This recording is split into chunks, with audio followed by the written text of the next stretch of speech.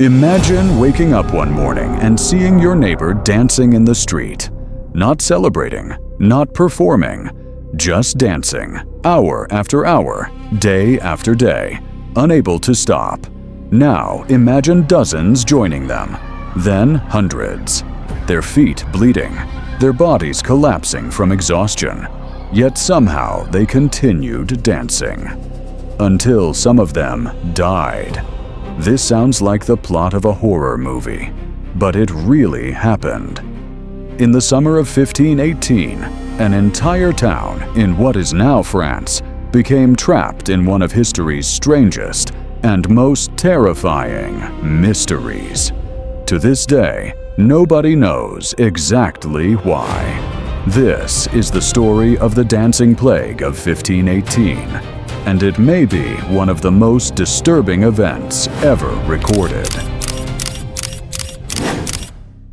The year was 1518. The city of Strasbourg was already suffering. Crop failures had left many hungry.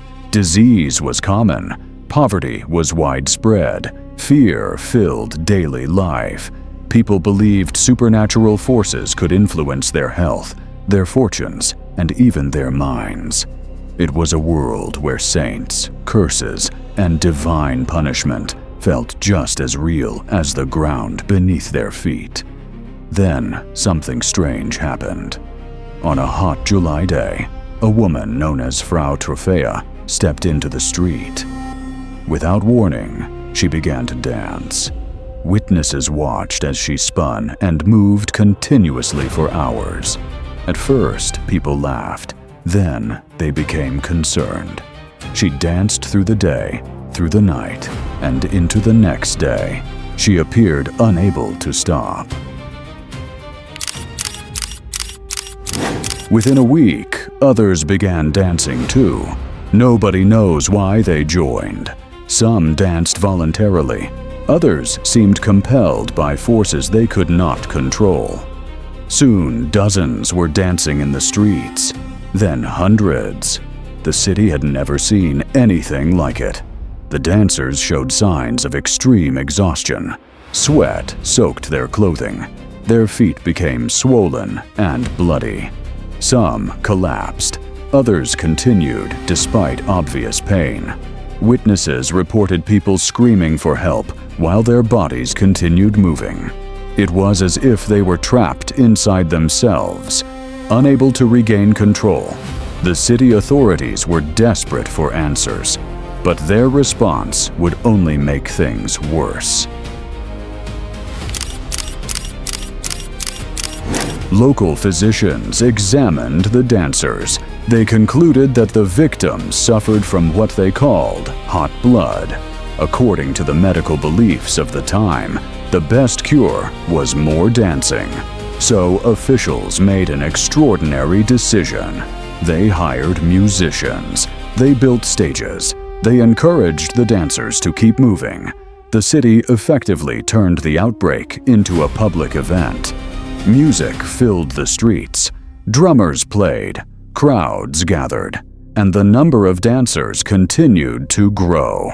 What began with one woman became a nightmare consuming the entire city. Some historical accounts suggest that dozens may have died. Heart attacks, strokes, exhaustion. The exact number remains uncertain, but the suffering was undeniable. The town had become a prison of endless movement. As the weeks passed, panic spread. Residents feared they could be next. Families locked themselves indoors. Churches filled with desperate prayers. Some believed the dancers were possessed. Others thought they had been cursed. One popular belief blamed Saint Vitus, a Christian saint who was associated with mysterious dancing illnesses. Many residents believed the victims had been punished for their sins. The supernatural explanation seemed more believable than any natural cause, because no one had ever seen anything like this before, and no one could stop it. The city was losing control. Eventually, authorities abandoned their earlier approach. The musicians were silenced, the stages were dismantled, the dancers were transported to a shrine dedicated to Saint Vitus. There, priests performed rituals.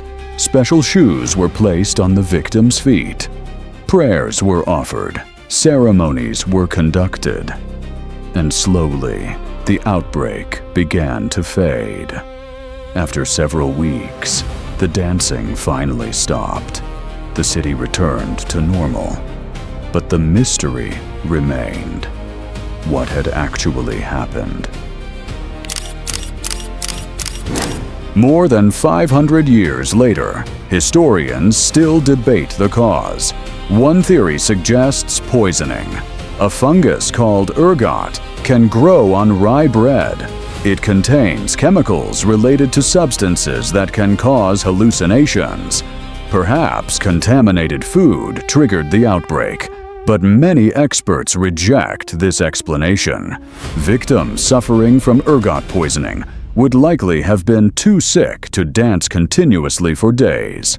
Another theory points toward mass psychogenic illness, sometimes called mass hysteria, extreme stress, fear, starvation, disease, religious anxiety, all combined to create a psychological contagion. One person's behavior spread through the population like a virus. In a society already pushed to its limits, the impossible suddenly became possible. Many modern historians believe this is the most likely explanation, but certainty remains elusive. The most unsettling part of the story isn't how it started. It's that it happened at all. Hundreds of people witnessed it. Officials documented it. Doctors examined it. And still, nobody truly understood what they were seeing. Even today, the human mind remains capable of extraordinary things. Fear can spread. Panic can spread. Belief can spread. Sometimes faster than any disease. The dancing plague reminds us that some of history's greatest mysteries don't come from monsters hiding in the dark. They come from ourselves. A woman steps into the street. She begins to dance. Days later, an entire town follows. More than 5 centuries have passed, yet the question remains unanswered. Was it disease, poison, mass hysteria, or something we still don't understand?